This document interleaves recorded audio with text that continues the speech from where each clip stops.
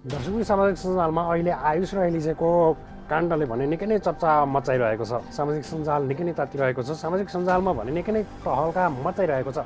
आखिर यसको सत्यता के हो त? सत्य घटना के हो त? एलिजाको भने पूर्व श्रीमान पनि रहेको बताएका छन्। उनको भने पहिले नै 2-3 चोटि विवाह भएको र अहिले आयुषसँग दोस्रो विवाह भएको पनि सामाजिक सञ्जालमा निकै नै चर्चित भइरहेको छ। र अहिलेको आजको सामाजिक सञ्जालमा पोस्ट हेर्ने हो भने सामाजिक सञ्जालमा भने एलिजाको एउटा बच्चा पनि रहेको खुलासा भएको छ, जहाँनिर एलिजाको बच्चा र श्रीमानसँग उनी पहिलोपटक मिडियामा आएको भनेर धेरै दर्शक श्रोताहरूले पनि धेरै मिडियाकर्मीहरूले पनि सामाजिक सञ्जालमा पोस्ट गरिरहेका छन्।